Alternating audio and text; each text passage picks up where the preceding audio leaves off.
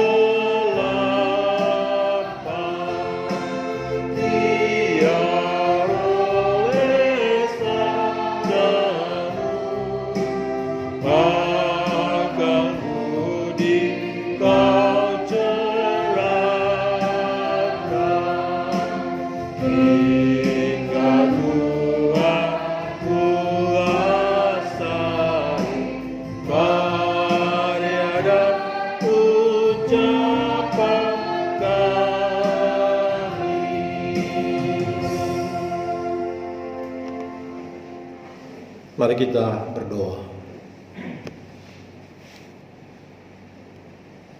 Merupakan sukacita yang tak terhingga ya Tuhan, bila kami memperoleh perkenanan dari Tuhan untuk menikmati sebuah perjumpaan dengan Tuhan di dalam merayakan hidup kami di hadapan hadirat-Mu melalui ibadah ini. Terima kasih Tuhan atas kasih-Mu yang sempurna dan selalu baru setiap saat, sehingga kami boleh hidup dan boleh ada saat ini bukan karena kegagahan kami, tapi semua itu karena anugerah-Mu semata dalam hidup kami. Kini kami mempersiapkan hidup kami dengan segala aktivitas yang akan kami jalani dan arungi setelah ibadah ini selesai.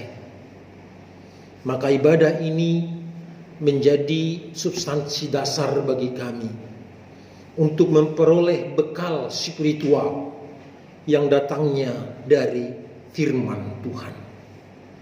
Jadikanlah kami seluruhnya yang hadir dan ambil bagian saat ini menjadi seperti tanah yang subur, di mana setiap benih firman ditaburkan jatuh ke tempat yang baik, yaitu di relung hati kami yang sudah dijamah dan dikuduskan oleh Tuhan.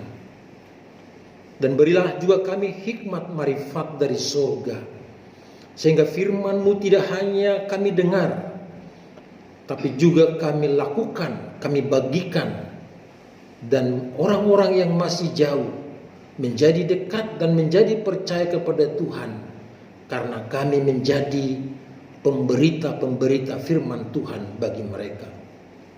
Bersabdalah kepada kami di sini, karena kami telah sedia untuk mendengar. Dalam nama Yesus Kristus firman yang hidup, kami berdoa. Amin. Ibu bapak saudaraku yang kekasih dalam Tuhan, pembacaan firman Tuhan hari ini dalam minggu ketiga 16 Agustus tahun 2020 terambil dari Mazmur 133. Mazmur 133. Bila sudah siap katakan amin. Mari kita bangkit berdiri, menerima firman Tuhan ini sebagai pengajaran dan membekali hidup kita. Dan kita akan membacanya bersama-sama mulai dari ayat 1, 2 sampai 3 yang diberi judul persaudaraan yang rukun. Kita mulai 1, 2, 3. Sungguh alangkah baiknya dan indahnya apabila saudara-saudara diam bersama dengan rukun. Seperti minyak yang baik di atas kepala meleleh ke janggut, yang meleleh ke janggut Harun dan ke leher jubahnya, seperti embun gunung Hermon yang turun ke atas gunung-gunung Sion. Sebab kesanalah Tuhan memerintahkan berkat kehidupan untuk selama-lamanya. Demikianlah firman Tuhan. Terpujilah Tuhan Yesus Kristus. Yang berbahagia ialah mereka yang mendengarkan firman Allah dan yang memeliharanya. Kita nyanyikan bersama haleluya.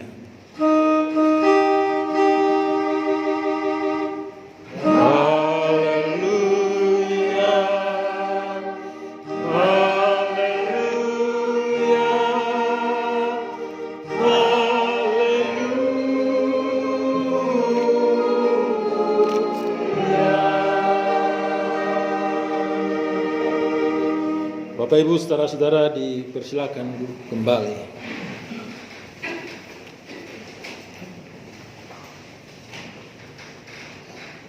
Shalom Bapak Ibu saudaraku yang kekasih dalam Tuhan.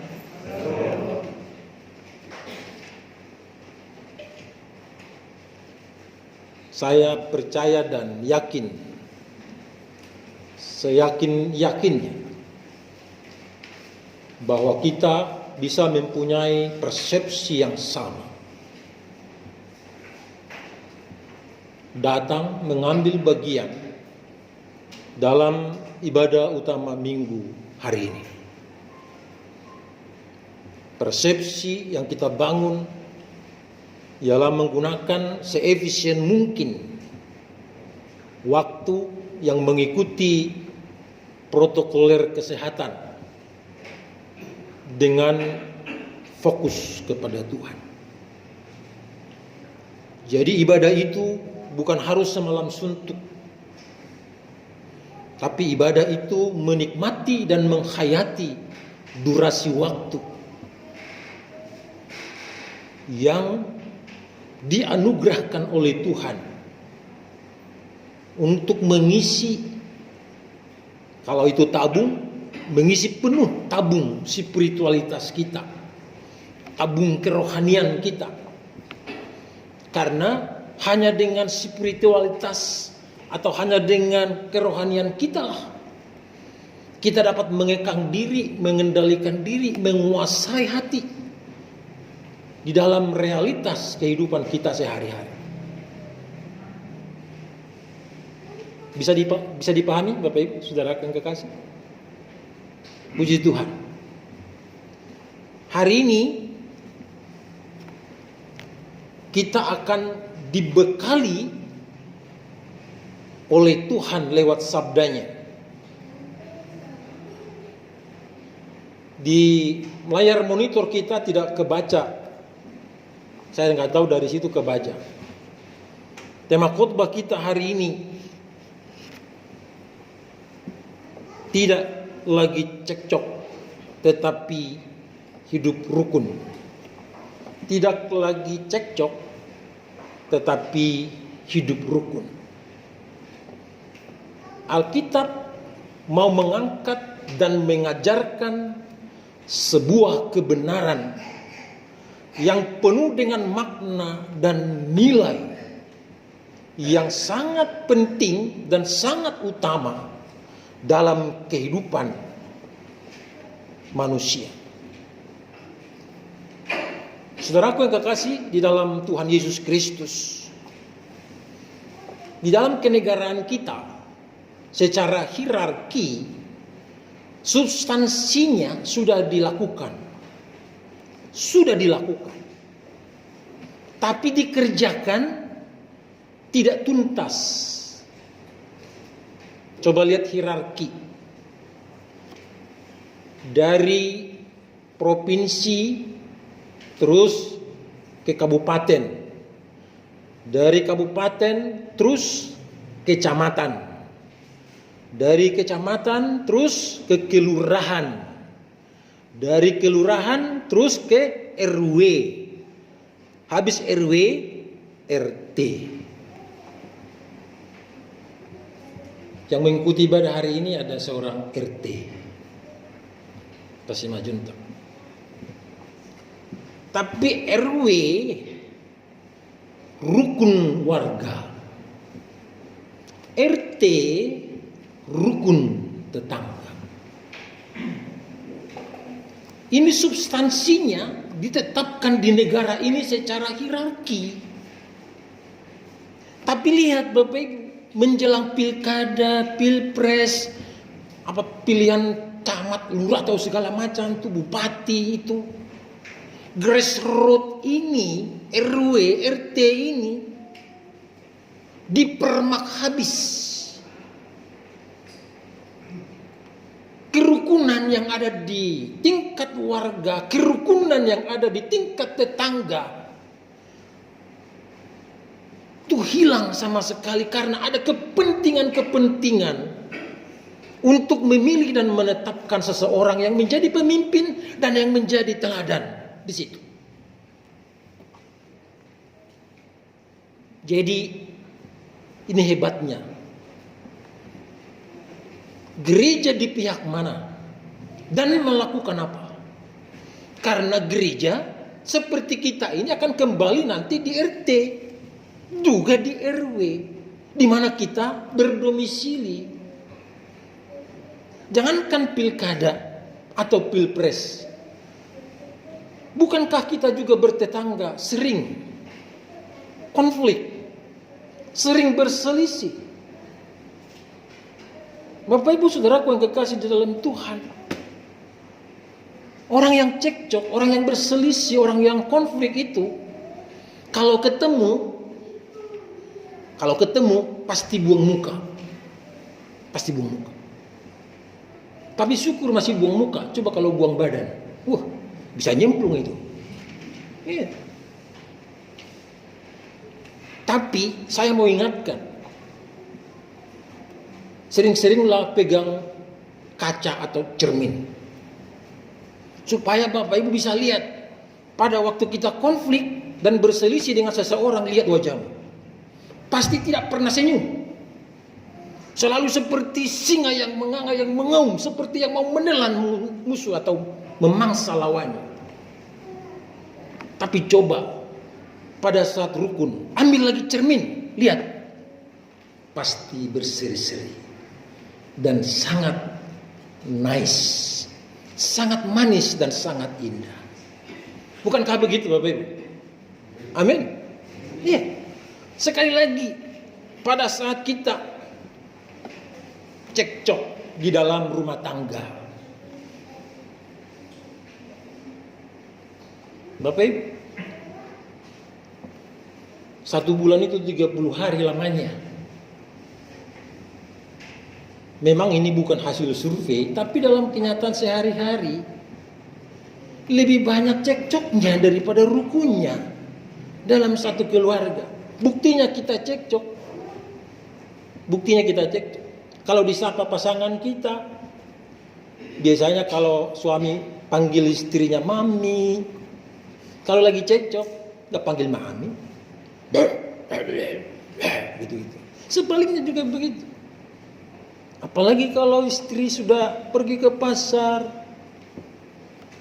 menata rumah tangga, memasak, mempersiapkan segala sesuatunya, tapi belum beres dengan suaminya, diajak makan, papa ayo makan, udah makan, kamu sendiri yang makan, wajahnya serem, dan lihat, mahnya bisa kamu. Ada efek yang akan mengikuti dan akan terjadi lagi bila seseorang tidak mau rukun. Dan kalau orang memilih cekcok, memilih konflik, memilih berseberangan, memilih menutup diri dari temannya, dari sahabatnya sepanjang hari, ingat, dia sedang sakit. Sakit psikis namanya, sakit kejiwaan. Dan kalau sudah sakit kejiwaan, Bapak Ibu, ada rumah sakit tempatnya ya, Jakarta Barat. Namanya Rumah Sakit Sumber Waras. Tuhan hari ini bersabda kepada kita. Diberinya judul Mazmur ini luar biasa, persaudaraan yang rukun. Persaudaraan yang rukun. Ibu bapak saudaraku yang kekasih dalam Tuhan, kemarin saya dikirim satu video oleh mantan pejabat. Video itu isinya ialah karena presiden kita menyerahkan penghargaan kepada dua tokoh yang berseberangan. Inisialnya F. Udah tahu lah. Ada yang kebakaran jenggot sampai kebakaran hutan karena tindakan itu. Ada yang senang dan ada yang memojokkan kepala negara. Tapi di video itu saya kutip ucapan dari kepala negara. Dia mengatakan begini, kami memang berbeda dalam politik dan berseberangan, tapi kita adalah Indonesia yang berdemokrasi. Bapak Ibu, statement itu mau mengajarkan kepada kita kerukunan jauh lebih bermakna daripada berselisih atau cekcok dengan soal pribadi. Saya sudah khotbahkan ini tadi. Awalnya saya sulit menerima.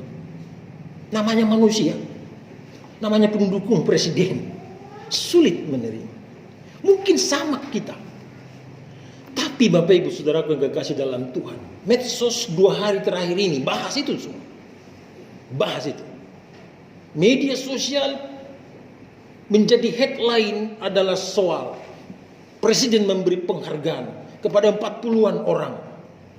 Katanya Mahfud MD, mereka yang mendapat penghargaan itu bila meninggal bisa dimakamkan di Taman Pahlawan Kalibata.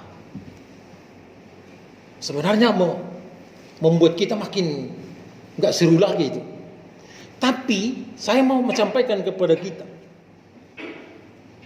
mengapa orang yang tidak baca Alkitab seperti kita, tapi bisa mengedepankan kepentingan masa depan daripada kepentingan pribadi. Mengapa seorang yang setiap Jumatnya sholat,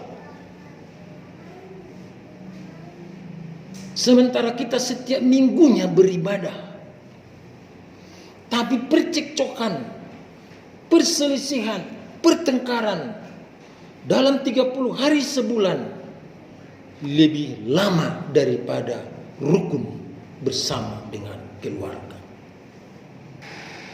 Saudaraku yang kekasih dalam Yesus Kristus, hari ini mari kita belajar dari Mazmur 133. Apa sih isinya? Baik, saudaraku yang kekasih dalam Tuhan, saya mengajak kita melihat bacaan kita hari ini karena disebut nama seorang, yaitu di ayatnya yang kedua. Seperti minyak yang baik di atas kepala meleleh ke janggut, yang meleleh ke janggut Harun dan ke leher jubahnya. Ada ribuan nama di Alkitab yang disebut. Tapi dari sekian nama itu, dari sekian banyaknya nama itu, hanya mengutip nama Harun. Ini sesuatu yang perlu kita tahu, kita perlu hayati sebagai gereja saat ini. Kenapa nama Harun? Kenapa bukan nama lain?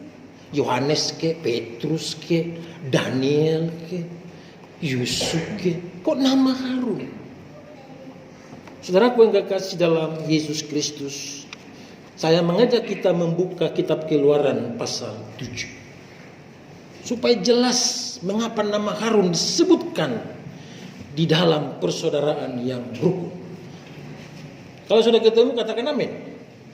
Keluaran pasal 7 kita baca bareng-barang bersama-sama mulai dari ayat 1 sampai dengan ayatnya yang ke-6. 1, 2, 3. Berfirmanlah Tuhan kepada Musa, lihat, aku mengangkat engkau sebagai Allah bagi Firaun, dan Harun abangmu akan menjadi nabimu. Engkau harus mengatakan segala yang kuperintahkan kepadamu, dan Harun abangmu harus berbicara kepada Firaun supaya dibiarkannya orang Israel itu pergi dari negerinya. Tetapi aku akan mengeraskan hati Firaun, dan aku akan memperbanyak tanda-tanda dan mujizat-mujizat yang kubuat di tanah Mesir. Bila mana Firaun tidak mendengarkan kamu, maka aku akan mendatangkan tanganku kepada Mesir dan mengeluarkan pasukanku umatku orang Israel dari tanah Mesir dengan hukuman-hukuman yang berat. Dan orang Mesir itu akan mengetahui bahwa akulah Tuhan apabila aku mengacungkan tanganku terhadap Mesir dan membawa orang Israel keluar dari tengah-tengah mereka. Demikianlah diperbuat Musa dan Harun, seperti yang diperintahkan Tuhan kepada mereka, demikianlah diperbuat mereka. Terima kasih Bapak Ibu. Mari kita urai sedikit, tidak usah banyak.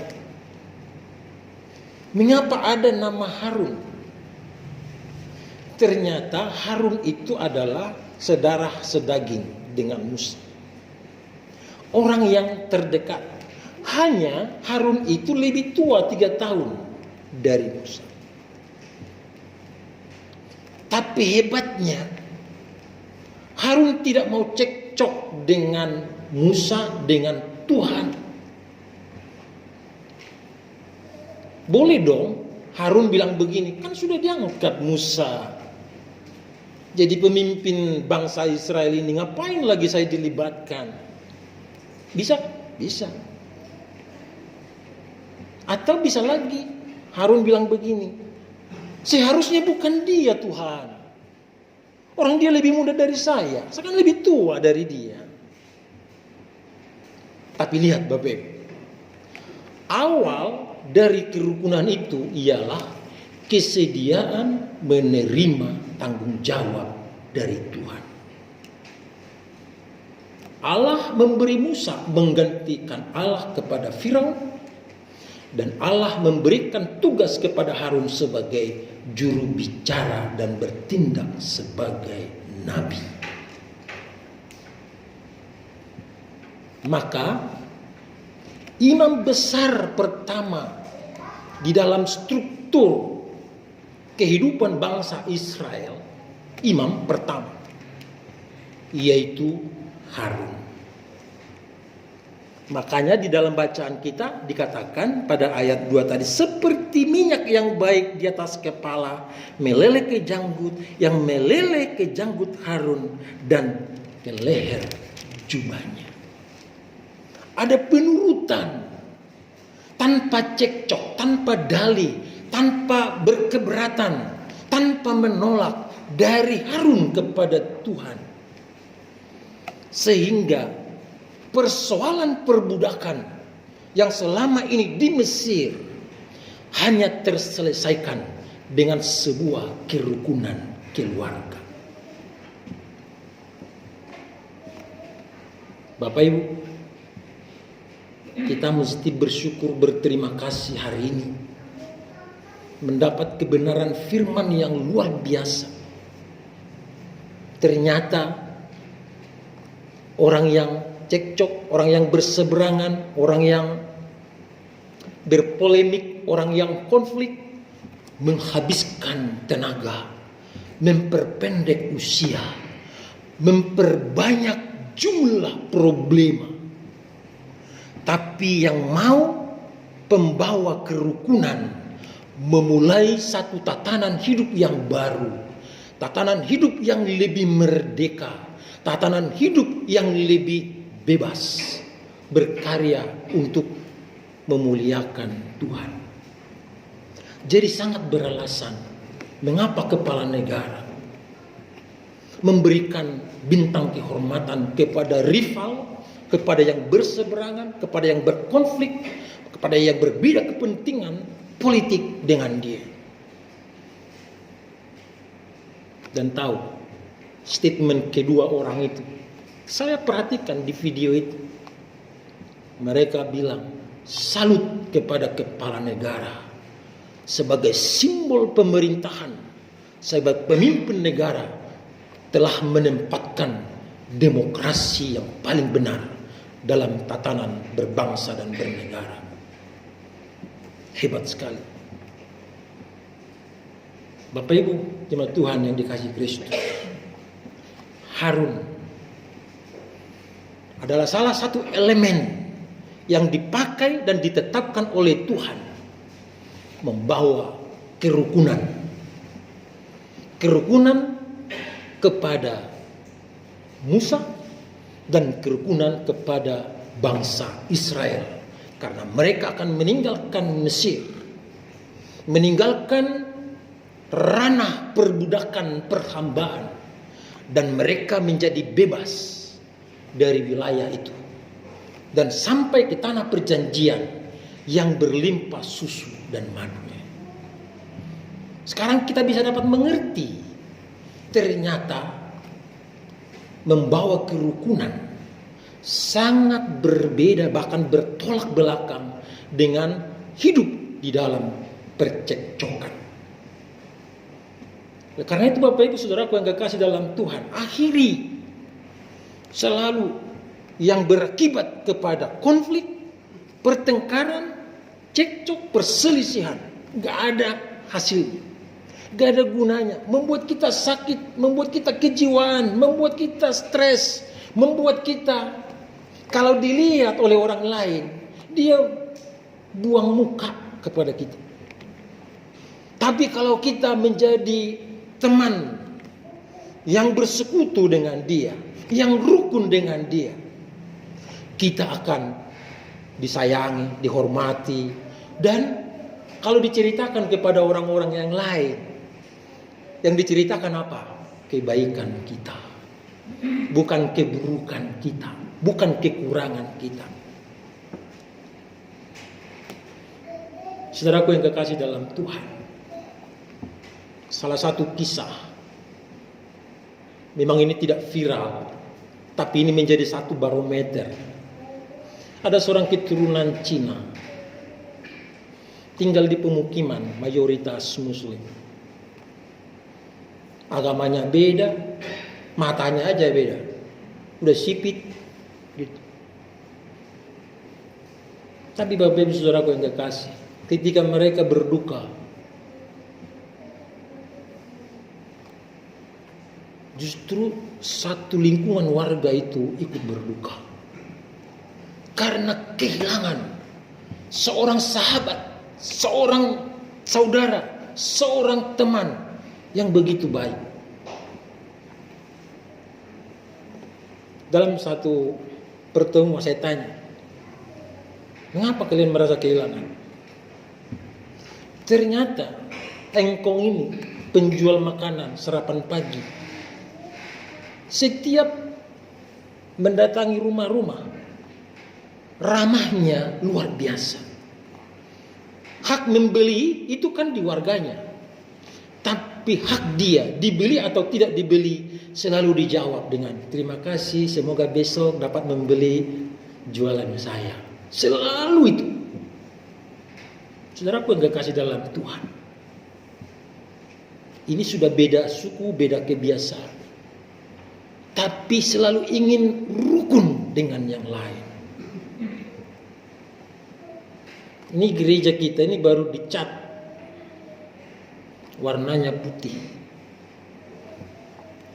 Semakin sucilah hati kita di dalam meningkatkan kualitas kerukunan, di dalam menjalankan kebenaran firman Tuhan. Saya mau mengatakan ini bukan mendahului.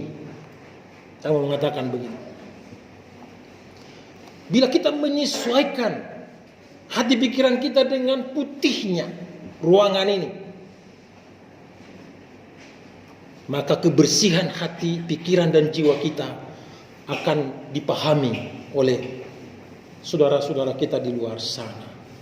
Dan bila kita berkata sesuai dengan kebenaran firman Tuhan, mereka tidak hanya salut dan bangga, dan mereka akan mengatakan, boleh enggak satu saat saya ikut beribadah di tempat kalian.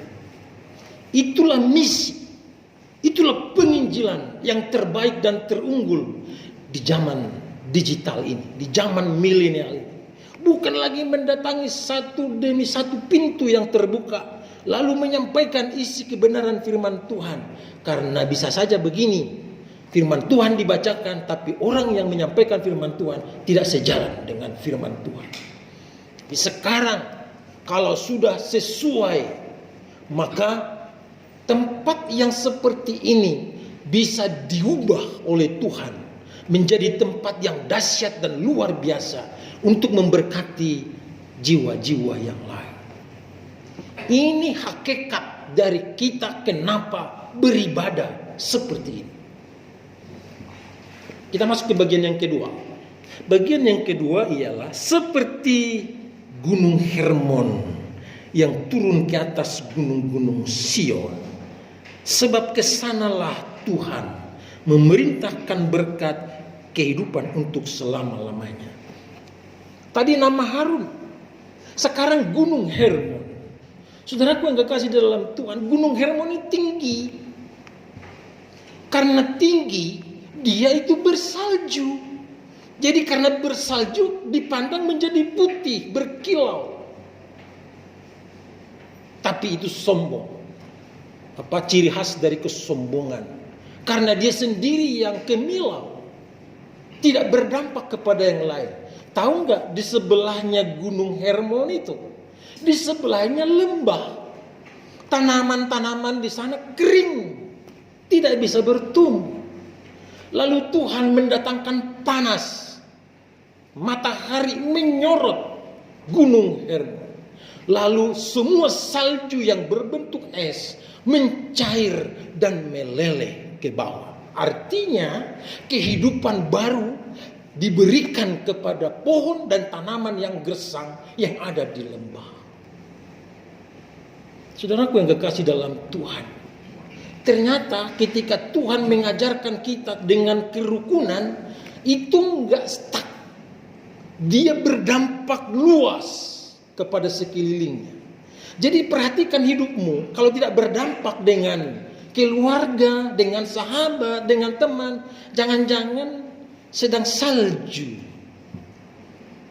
tebal mengkilap di dalam diri kita.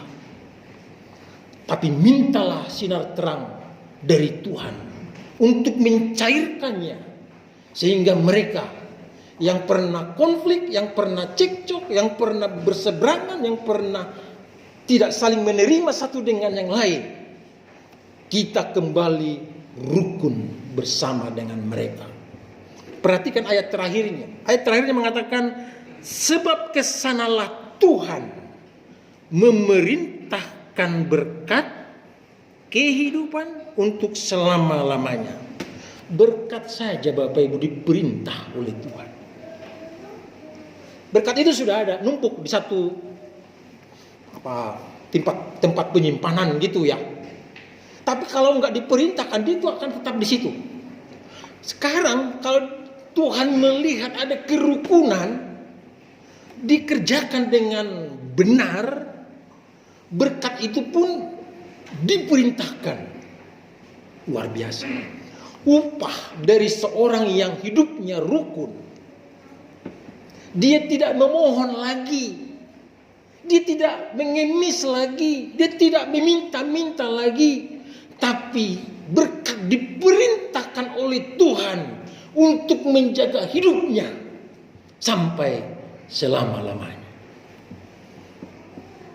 Bapak Ibu, akhiri konflik, akhiri cekcok, akhiri segala bentuk pertengkaran, perselisihan. Karena kita ditetapkan oleh Tuhan menjadi pembawa kedamaian dan kerukunan, agar bisa duduk bersama, berdiri sama tinggi, duduk sama rendah dengan semua sahabat kita, teman kita, walaupun berbeda latar belakang, berbeda asal-usul, berbeda pola pikir, berbeda keyakinan. Tapi bila kita mau jadi rukun, Tuhan memerintahkan berkat atas hidup kita supaya kehidupan itu selama-lamanya menjadi milik dan menjadi bagian dari hidup kita. Saya mau kunci khotbah ini. Perhatikan Yesus. Nanti baca Yohanes 17 ayat 22. Bahasa Latinnya dikatakan ut omnes unum sit. Itu bahasa Latin. Tapi itu adalah doa Yesus supaya semua menjadi satu. Perhatikan, manusia sudah jatuh dengan pemberontakannya karena dosa dan melanggar kepada Tuhan. Rukun gak? Enggak. Tuhan sendiri di atas melihat, kok gak ada gerakan, kok gak ada reformasi, kok gak ada pembaharuan. Ternyata reformasi pembaruan hanya terjadi dari pihak Tuhan. Dia datang menjadi sama seperti manusia, seperti kita. Disitulah Tuhan merukunkan kembali manusia dengan penciptanya, sehingga hidup kita dibayar dengan Tuhan menjadi juru selamat dalam hidup kita. Kita selamat karena kita mau rukun dengan Tuhan. Tuhan memberkati firman-Nya. Amin. Kita menyambut firman Tuhan dengan bernyanyi dari Kidung Kesana 603 bait pertama dan kedua.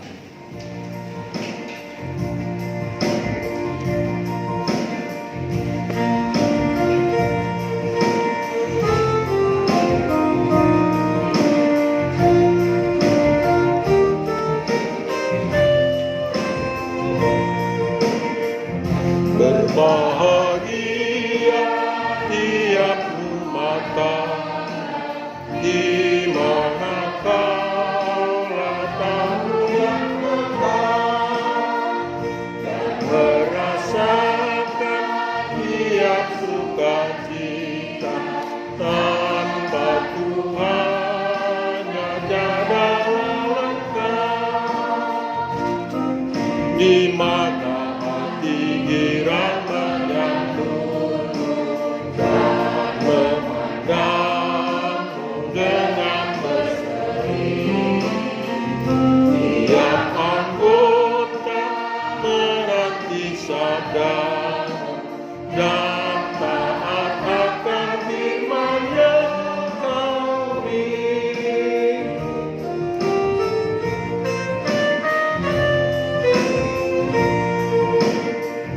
Berbahagia rumah yang sepakat, hidup sehati dalam kasih-Mu, serta tekun mencari hingga dapat damai kekal di dalam sinar-Mu, di mana suka duka kan dibagi, ikatan kasih semakin teguh.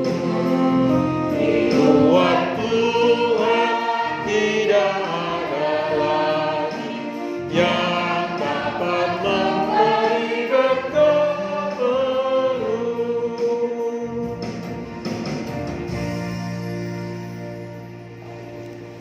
Bapak Ibu, mari kita bersatu dalam doa syafaat. Kita berdoa. Kami percaya Tuhan, Roh Kudus membebaskan kami dari segala perbuatan-perbuatan cekcok, berselisih, berseberangan, konflik, bertengkar. Karena bila kami hidup dengan semua itu, kami ada di dalam wilayah dosa dan kejahatan. Namun bila kami memilih rukun, menerima keberadaan seseorang dan segala kekurangan serta keterbatasan, maka mereka juga akan mengalami hidup dan keselamatan. Tuhan memanggil kami beribadah hari ini di sini, di rumah pemujaan Tuhan, supaya kami bersama keluarga, bersama masyarakat, dimanapun kami berdomisili, demikian juga di tempat di mana kami bekerja beraktivitas, memiliki sahabat dan kawan yang rukun dengan kami. Kiranya khotbah hari ini menjadi cara Tuhan membekali dan membenahi hidup kami, menjadi seorang yang selalu memprioritaskan kerukunan dan menghilangkan segala bentuk perselisihan, pertengkaran, iri hati, benci dan cekcok serta berseberangan. Biarlah firman-Mu dengan segala kebenarannya kami bawa pulang, kami terapkan, kami kerjakan, sehingga dunia di mana kami ditempatkan oleh Tuhan penuh dengan damai sejahtera dan kerukunan.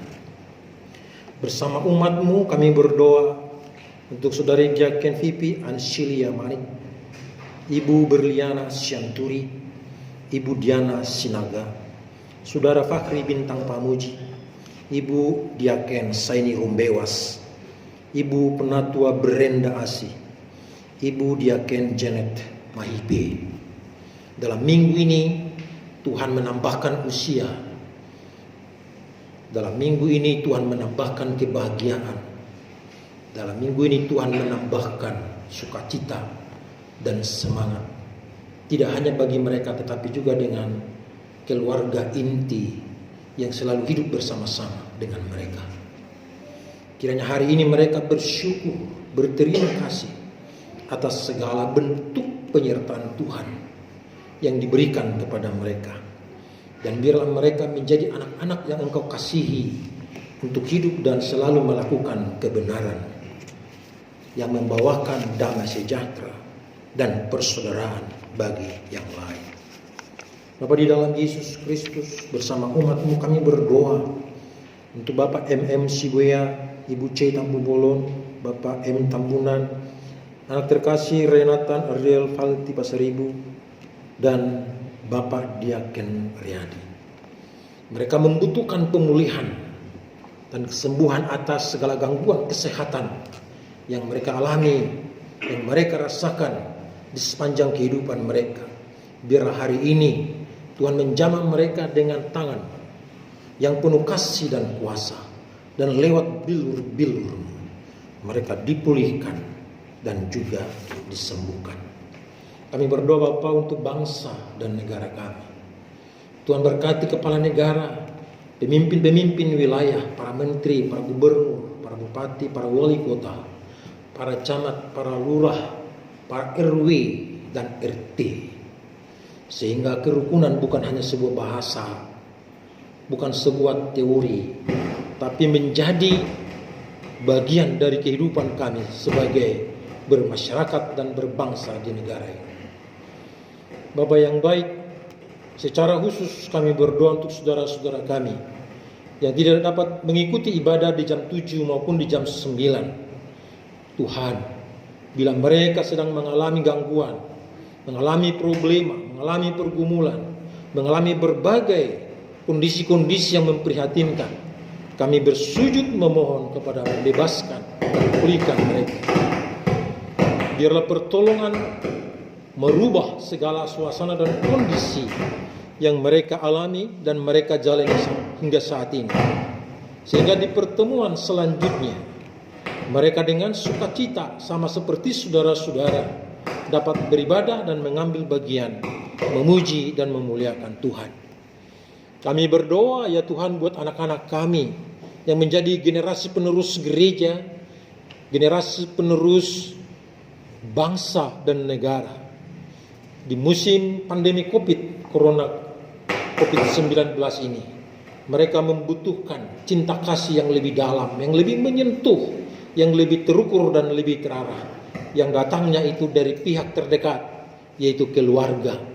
Kiranya Tuhan menolong keluarga, memberkati usaha dan doa keluarga, bahkan gereja, sehingga perhatian kepada generasi penerus ini benar-benar terlaksana dengan sebaik-baiknya. Hamba-Mu berdoa untuk setiap Bapak Ibu. Tuhan memberkati apapun posisi yang mereka miliki sampai saat ini. Sebagai kepala keluarga, sebagai bapak, sebagai ibu, sebagai anggota keluarga, sebagai pekerja, sebagai pemegang profesionalisme di kantor, di tempat kerja masing-masing.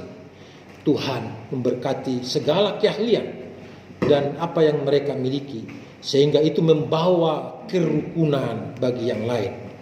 Inilah syafaat kami Bapa yang kami naikkan kepadamu, hanya di dalam nama Yesus Kristus Tuhan yang telah mengajar kami berdoa bersama-sama.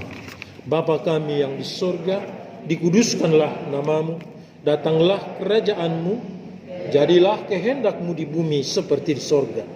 Berikanlah kami pada hari ini makanan kami yang secukupnya, dan ampunilah kami akan kesalahan kami, seperti kami juga mengampuni orang yang bersalah kepada kami.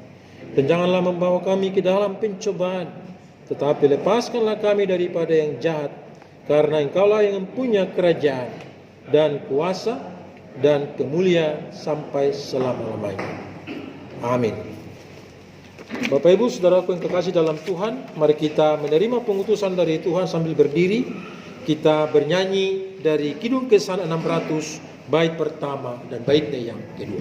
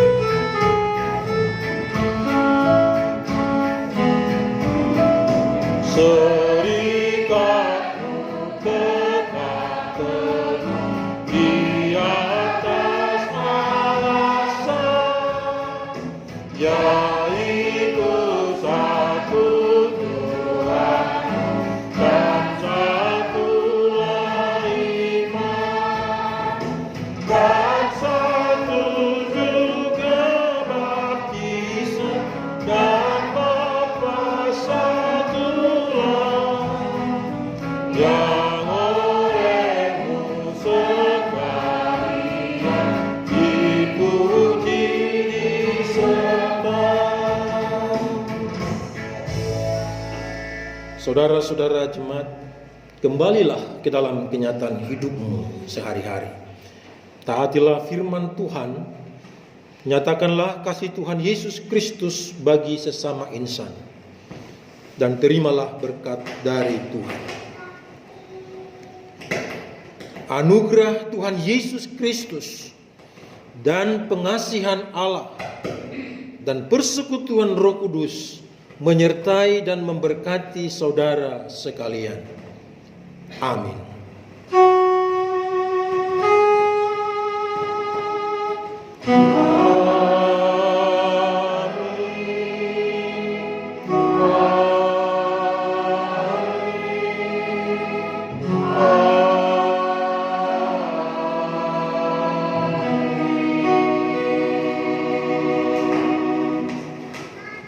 bernyanyi bersama dan nyanyian kidung ketaan 600 kali 3.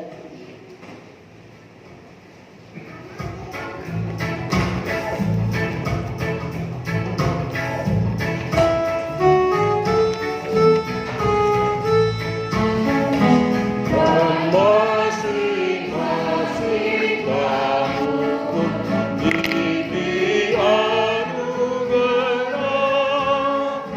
supaya kamu bertekun dan rajin bekerja.